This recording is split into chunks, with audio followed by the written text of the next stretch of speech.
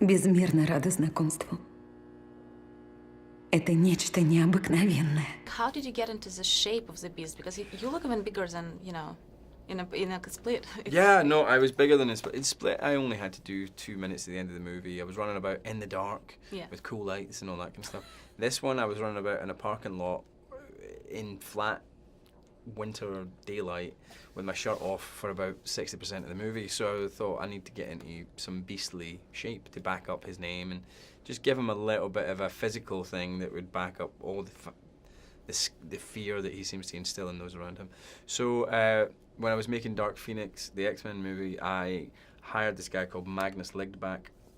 He's a really, really clever trainer, and he made me eat 5 meals a day, lots of carbs, for about 5 months, and we trained religiously 5 or 6 times a week, and lifted a lot of weights, did a lot of different muscle groups. We split it into a 4-day split, and basically that was it. A lot of eating and a lot of lifting. Carbs? I know everybody goes like, oh, protein, you want to put on muscle, protein.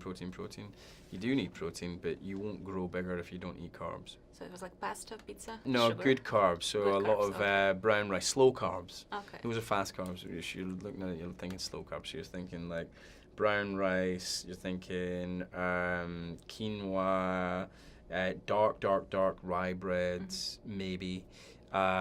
Sweet potato and farro and barley and things like That's not that. so bad. Do you know what? It wasn't that bad. It was pretty good. It was just sometimes having to eat a 5th meal. 4 meals is pretty good, but like having to eat a 5th meal sometimes, you really just were like, I'm so full, I don't need another meal. But you like, then the next day at the gym, you do have that maybe that bit more energy. We didn't do protein shakes. We didn't do supplements like that. It was all from just solid food. And all the veins were like CGI kind of thing? Not all the veins. I actually got very vascular, and a lot of those veins, especially in my neck and stuff, they were real. But the kind of really dark purple veins, sounds real dodgy, the really darker veins, a lot of them are CGI too. But I think they would had to have spent a lot more money on CGI veins if it hadn't have been for working with Magnus. Do you remember how it all started for you personally? The whole story with Knight, with Bruce, and how I ended up in Unbreakable. Yeah. I remember I was in Morocco shooting another film, and when the film ended, I went to Marrakesh for a week to do nothing, and I was in the casino and I heard a voice. It sounded like Bruce, and I turned and said, "Is that Bruce?" And he saw me. He said, "Hey, I just finished doing this movie with this guy, Sixth Sense," and I was like, "Oh, that's the I See Dead People movie." He was like, "Yes." I was like, "I read that," and he's like, "Well, the guy's writing a movie for us right now." I was like, "Get out of here!" And he called him on the phone. And Knight answers, and Bruce tells him, "I got Sam Jackson here with me in Morocco, blah, blah, blah." And he's like, "Amazing, I'm writing one of your scenes for this next movie now." And I'm like, "What's the name of this movie?" He said, "Unbreakable. You won't, I hope you'll do it.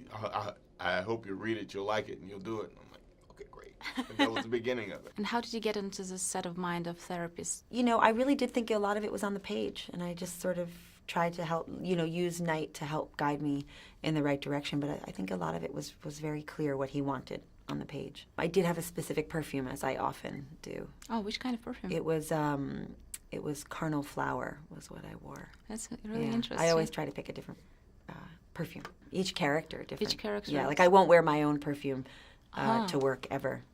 So no one really knows what I smell like when they're working with me. They probably think I smell like whatever weird thing I'm wearing for the part. Which perfume did you use for Ocean's 8 and Bird Box, if you don't mind me asking? Bird Box, I didn't wear anything. And Ocean's 8, I might have worn some, I can't remember, like a rose oil, something very flowery for Tammy. Yesterday I watched the movie, and maybe first time I paid attention to the color scheme of the whole movie, because I never paid attention to it before. How Beast is always yellow, how, Bruce's character is green, and your character is purple. Always, Yeah, how is it, how did it come around? Was it your idea, or was it Knight's idea? And I don't know if Knight did it. I know the costumer liked the idea of purple when we did the first set of costumes, and I'm a huge purple person always, and I had my purple lightsaber by then and all this other stuff, so I tend to gravitate toward it. If somebody goes, "What color would you like?" I always go purple. Did you help the costume department with the costumes? Did you give them any advice what you want to see on yourself? Well, that costume's the old one. The only advice I had in this one was when we were doing the cravat, they were trying to figure out what the pen would be, and I kept saying, just MG, Mr. Glass. Make a nice It was like a diamond MG. pin, right? Yeah. Do you It's wear like pins? my mom buys all this interesting stuff for me. The shoes have MG on them, you know, if you look at them. When I watched the movie yesterday, I couldn't look away from you in a way that, you know, your therapist is probably the most stylish therapist I've ever seen. Yeah. So I was wondering, how did you come up with all these costumes and where did it come from? Again, that was Paco, our really special costume designer, but a lot of it was Night. He really wanted it to evoke a sort of Hitchcock look, and also I think it was all about texture with her. You know, he wanted to keep her as soft as possible, so I'm wearing a lot of cashmere and a lot of muted pinks and beiges and, you know, pale blues and things that evoke softness, and because the character is being so intimate with them psychologically, he wanted something that didn't feel imposing. So he really, you know, he thinks about every tiny detail. And I loved her raincoat that we see in the trailer. Paco found that was an extraordinary find. That was just something a designer, I think it was a Burberry raincoat, I could be wrong about that, but I think it was. Did you get a chance to get something home? No, because Knight has a little museum. Do you know that Knight has a... So he likes to decide what he's going to keep of his films that he adds into this thing. So maybe one day he'll let me take something, but it's probably going to go in a warehouse and I'm never going to see it again. Have you been in this museum? Did Yes, you see I have. Oh, what did you see? Well, it's in his house, which sounds creepy, but it's not. It's like in a wing of his house, because he has a wing because he's, you know, M. Night Shyamalan. But he's got, you know, like little notes from the village and costumes in like the archive box that you find, and he's got David Dunn's original raincoat in there, and it looks like a museum. Do you have any traditions with the comic books? Do you collect them? Do you have huge piles at home?